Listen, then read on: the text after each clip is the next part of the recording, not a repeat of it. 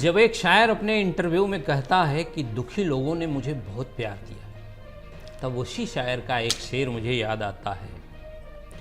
अब और कितनी मोहब्बतें तुम्हें चाहिए फराज, माओ ने तेरे नाम पे बच्चों के नाम रख लिए, माओ ने तेरे नाम पे बच्चों के नाम रख लिए। गज़ल गायक मेहदी हसन की आवाज़ में मशहूर गज़ल आप सभी ने सुनी होगी, रंजिश ही सही दिल ही दुखाने के लिए आ फिर से मुझे छोड़ के जाने के लिए आ। दुनिया भर में इतनी लोकप्रिय हुई कि एक बार फराज साहब ने खुद कहा कि मेहदी साहब ने इस गज़ल को इतनी अच्छी तरह गाया है कि यह गज़ल अब उनकी ही हो चुकी है। मैं बात कर रहा हूँ अहमद फराज साहब की। अहमद फराज का जन्म 12 जनवरी 1931 को पाकिस्तान के कोहाट इलाके में हुआ। असल में उनका नाम सईद अहमद शाह था, अदबी नाम फराज है। फराज साहब की शिक्षा दीक्षा पेशावर में हुई। फैज़ अहमद फैज़ के बाद अगर पाकिस्तान की जानिब से कोई दूसरा नाम उर्दू शायरी में आता है तो वो है अहमद फराज। बल्कि यूँ कहें कि फैज़ के मुकाबले फराज की लेखनी आसान थी और उनकी शोहरत रोमांटिक शायर की हैसियत से बेशुमार है।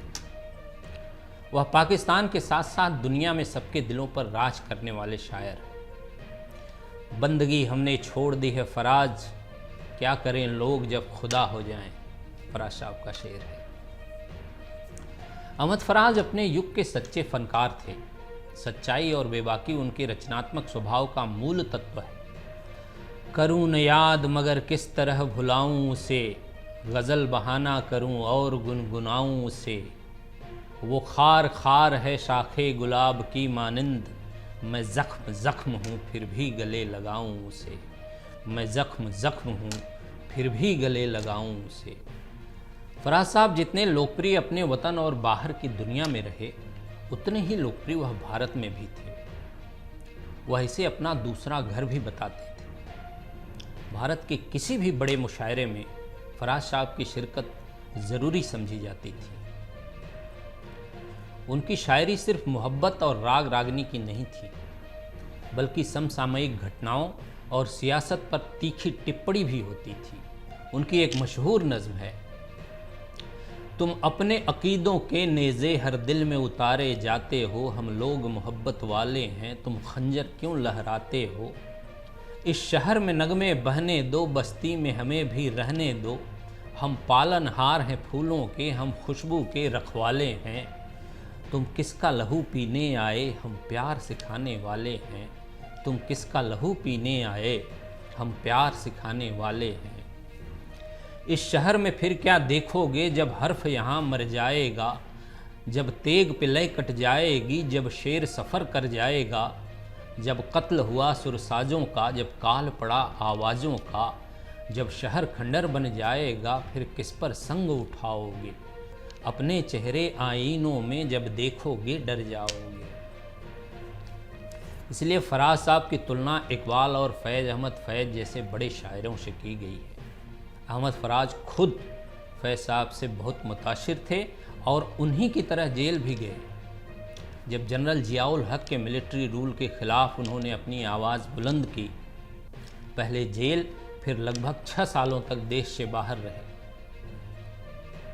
फराज साहब एक जगह फरमाते हैं, किसी को घर से निकलते ही मिल गई मंजिल, कोई हमारी तरह उम्र भर सफ़र में रहा। किसी को घर से निकलते ही मिल गई मंजिल, कोई हमारी तरह उम्र भर सफ़र में रहा। अक्ल हर बार दिखाती थी जले हाथ अपने, दिल ने हर बार कहा आग पर आई ले ले। दिल ने हर बार कहा आग पर आई ले ले। दरअसल उन्होंने एक मुशायरे के स्टेज से अपनी विवादास्पद नज़्म पेशावर कातिलों पढ़ दी थी। फराज साहब उस समय भुट्टो की बनाई हुई एकेडमी ऑफ लेटर्स के डायरेक्टर जनरल हुआ करते थे।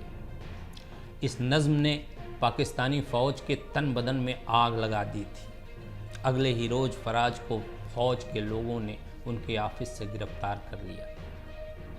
जनरल जियाउल हक के शासन को सख्त निशाना बनाने के नतीजे में उन्हें गिरफ्तार किया गया था। वह कई साल तक कनाडा और यूरोप में निर्वासन की पीड़ा झेलते रहे। उन्हें 2004 में पाकिस्तान का सबसे बड़ा सम्मान हिलाल-ए-इम्तियाज़ दिया गया, जिसे उन्होंने बाद में विरोध प्रकट करते हुए वापस कर दिया था। अहमद फराज ने एक बार कहा था कि पाकिस्तान में विरोध की कविता दम तोड़ चुकी है, लेकिन जनता का विरोध जारी है। उन्होंने कहा, हमने पाकिस्तान का सबसे बड़ा सम्मान सरकार को वापस लौटा दिया, मगर फिर भी शायरी में अब वह विरोध देखने में नहीं आता है। फराज साहब की शायरी में तन्हाई और दर्द की शिद्दत मिलती है। वो कहते हैं, जिंदगी से यही गिला है मुझे, तू बहुत देर से मिला है मुझे। जिंदगी से यही गिला है मुझे, तू बहुत देर से मिला है मुझे। तू मोहब्बत से कोई चाल तो चल, हार जाने का हौसला है मुझे। हार जाने का हौसला है मुझे। याद आई है तो फिर टूट के याद आई है, कोई गुजरी हुई मंजिल, कोई भूली हुई दोस्त। याद आई है तो फिर टूट के याद आई है, कोई गुजरी हुई मंजिल, कोई भूली हुई दोस्त। फराज साहब की शायरी जिन दो मूल भावनाओं, रवैयों और तेवरों से मिलकर तैयार होती है, वह है प्रतिरोध और हस्तक्षेप। रोमांटिसिज्म भी है। उनकी शायरी से एक रूहानी, एक नियो क्लासिकल, एक आधुनिक और एक बागी शायर की तस्वीर बनती है।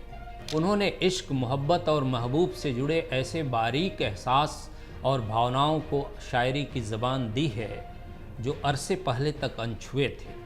शहर वालों की मोहब्बत का मैं कायल हूँ, मगर मैंने जिस हाथ को चूमा वही खंजर निकला। और एक शेर है कि तमाम उम्र कहाँ कोई साथ देता है, ये जानता हूँ मगर थोड़ी दूर साथ चलो। हिंदुस्तान और पाकिस्तान के मुशायरों में जितनी मोहब्बत और दिलचस्पी के साथ फराज को सुना गया है, उतना शायद ही किसी और शायर को सुना गया हो। फराज साहब की कबूलियत हर सतह पर हुई। अगर आप ये वीडियो YouTube पर देख रहे हैं तो हमारे चैनल को सब्सक्राइब करें और बेल आइकन को दबाना ना भूलें। अगर आप Facebook पर ये वीडियो देख रहे हैं तो हमारे पेज को लाइक करें।